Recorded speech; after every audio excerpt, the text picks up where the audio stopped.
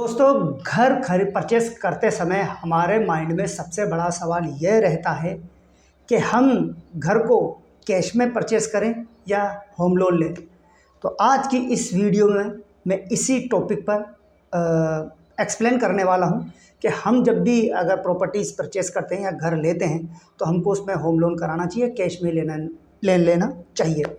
Video काफ़ी informative होने वाली है, तो वीडियो को पूरा देखिएगा।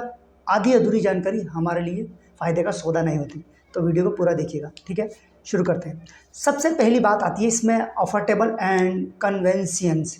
मतलब अगर हम कैश के अंदर अगर लेने की सोचें तो हम कैश में ले सकते हैं, बट जितना भी हमारी सेविंग है वो एक बार में ही पूरी लग जाती है। बट अगर वहीं हम होम लोन कराते हैं तो हमको पूरा पैसा एक बार में नहीं देना पड़ता, कुछ पैसा देने के बाद बाकी पैसा बैंक देता है। तो ये एक बेनिफिट हमको इसमें हो जाता है। दूसरा था टैक्स में बेनिफिट। टैक्स में बेनिफिट इसके अंदर हमको मिल जाता है, जैसे कि कैश में कोई भी नहीं मिलेगा, कुछ भी बेनिफिट नहीं मिलेगा। हाँ, अगर आप लोन लेते हैं तो वहाँ आपको सेक्शन 80C के अकॉर्डिंग यानी 80C के अकॉर्डिंग जो प्रिंसिपल अमाउंट है उसमें एंड 24B के अकॉर्डिंग आपको इंटरेस्ट पर आपको टैक्स बेनिफिट मिल जाता है इसके अंदर। तो ये एक चीज़ होती है, और कैश में मैंने बताया कुछ भी नहीं होता।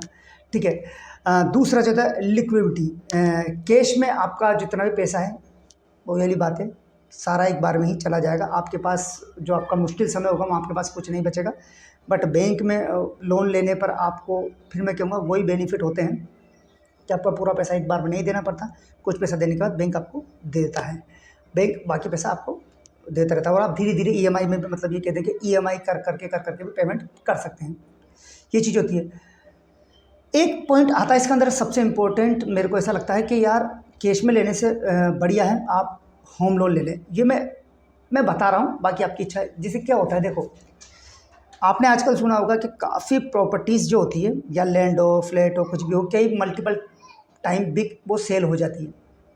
ठीक है, तो यहाँ इस फ्रॉड से बचने के लिए जब मैंने काफ़ी वीडियो बनाई इसमें कि आपको कैसे वेरीफाई करें कि प्रॉपर्टी लीगल है या अनलीगल है। तो इसके लिए सबसे पहला जो पॉइंट मैं बोलता हूँ वो है होम लोन करा लें।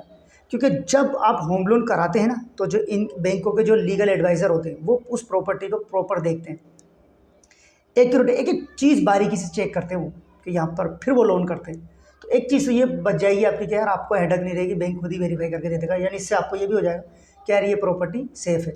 मगर अगर कैश में देते हो और सपोज करो सब कुछ ही आपको करना पड़ता है और वो प्रॉपर्टी इनलीगल निकल गई, क्या हुआ दोस्त, सारा पैसा एक ही बार में चला गया। ये कोई छोटा मोटा काम नहीं है, मोबाइल, गाड़ी, ये चीज़ें परचेस कर ली, ये बहुत बड़ा आपकी अपनी ज़िंदगी की पूरी जमा पूंजी देते हो, तो थोड़ा सावधान रहना चाहिए। अरे मैं यही कहता हूँ, जैसे आपने सपोज करो कोई बाइक, कार वगैरह परचेस करी है ना, और उसमें कुछ भी हो जाता है, एक्सीडेंट हो जाता है सपोज कर लो, या कुछ बुरा भी हो जाता है, तो क्या होगा, ज़्यादा थोड़ी वैल्यू बढ़ जाएगी। इस केस में ना इससे कोई गुंजाइश नहीं है कि थोड़ा भी, क्योंकि यहाँ तो आर या पार की लड़ाई होती है किसमें, प्रॉपर्टीज़ में। अगर आपकी चीज़ गलत निकल गई तो पूरी प्रॉपर्टी आपके हाथ से जाती है। ये नहीं कि यार 50% चला गया, सारा गया। ठीक है, तो ये एक चीज़ होती है, इस पर भी ध्यान आपको देना पड़ता है। इसके अलावा हाँ ये हो गया, और क्या है, वेरिफिकेशन हो जाता है वही है। हाँ, एक दूसरे आपको इमोशनल और फाइनेंशियल सिक्योरिटी भी इसके अंदर मिल जाती है। जैसे वही है कैश पेमेंट में, बात ये होता है कि कैश पेमेंट में एक ही बार में सारा दे दोगे तो फिर इमरजेंसी के लिए आपके पास कुछ नहीं बचेगा। बट ये लोन में आप धीरे धीरे करके आप देते रहते हो, तो ये एक चीज़ होती है।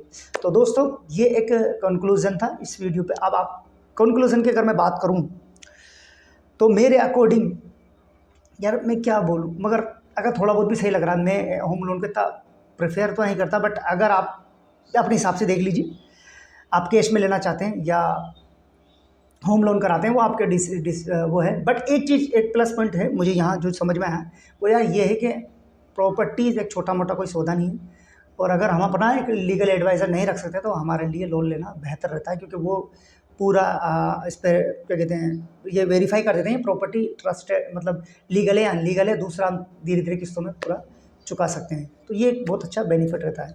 वैसे आप क्या प्रेफर करते, मतलब आपको क्या सही लगता है, कैश में या होम लोन में, ये कमेंट बॉक्स में ज़रूर कमेंट करके बताना। ठीक है, मैं हूँ Asif Khan, Jaipur real estate consultant. Trusted और वेरीफाई प्रॉपर्टीज़ या डील के लिए मुझसे ज़रूर कॉन्टैक्ट करें। हाँ, अगर आपको कोई भी फाइनेंशियल प्रोडक्ट परचेस करना है तो वीडियो के डिस्क्रिप्शन में लिंक है, आपको सभी फाइनेंशियल प्रोडक्ट मिलेंगे, आप जाके परचेस कर सकते हैं। ठीक है, इससे थोड़ा बहुत मुझे भी हेल्प मिलेगा। मिलते हैं नेक्स्ट वीडियो में, तब तक के लिए जय हिंद, जय भारत।